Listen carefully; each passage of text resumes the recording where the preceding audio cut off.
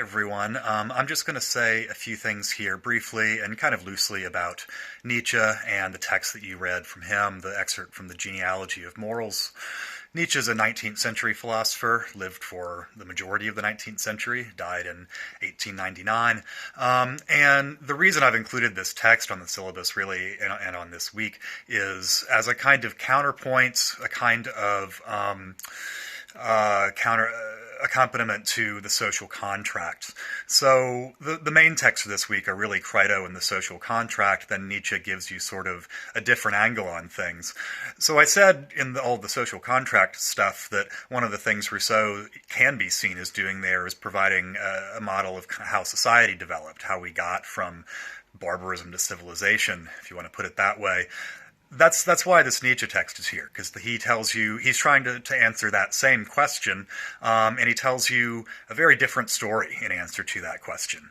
In fact, the way that I see this, the way that I see them together, is that Nietzsche points out that Rousseau has left out the body. He's left out our physical being and what's necessary to kind of tame all of the urges, all of the uncontrolled drives, instincts, tendencies toward violence, all of this that are not just mental facts, that are not just a matter of saying yes or no, saying I agree to this contract or I don't agree to this contract. What Nietzsche points out is that the kind of creature capable of civil society, the kind of creature capable of entering into the social contract. And notice from the beginning here that Nietzsche is talking about promising. He's talking about the preconditions, historically and biologically speaking, for being able to make a promise. That's what the social contract is. It's a promise that, in fact, you've already made. I said in the last lecture that you don't get to vote on the social contract. If you want to vote on the social contract, that means you leave society. I mean, that's the way that you can vote on it, because it's what sustains society. So what Nietzsche is describing here is that the kind of creature is capable of making that promise that you've already made. And that's a civilized creature, or as Nietzsche sees it, really a tamed creature, in the sense that you tame a pet, or that you break a horse, that you tame an animal.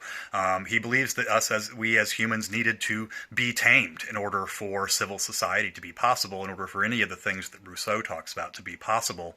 And he gives you, the kind of progression as he sees it of how that taming took place throughout history.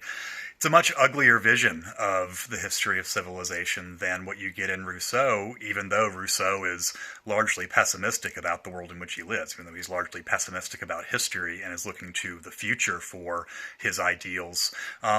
Nonetheless, it's still a more idealistic take on what society is and what we as humans in society are, what it takes to become that. Nietzsche is, I mentioned in the Rousseau lectures that there's a sort of ambiguity in Rousseau about whether he's talking about history or whether he's talking about philosophy, whether he's talking about the past or whether he's talking about the future civilization that he wants to see created. That ambiguity doesn't exist here in Nietzsche. If you want to see Nietzsche as a counterpoint to Rousseau, then you'd say that Nietzsche says to Rousseau, well, you can't do this project without accounting for real history. The history that you're presenting is ambiguous, it's ideal, and it's binary in the sense that it assumes, well, there's the state of nature and there's civil society, and the social contract is this kind of abstract thing that separates the two.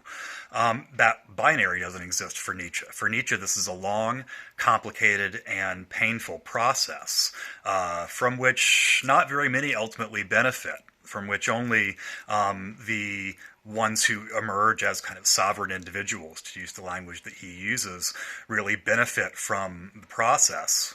One of the questions I asked in the discussion board is, do you think Nietzsche thinks all this is good or bad? I'm not sure I know the answer to that question. I think it has to be discussed in some depth. I hope maybe some of you will choose to write a paper on that. But that's what I have on Nietzsche. Good luck with your papers, and I'll be in touch.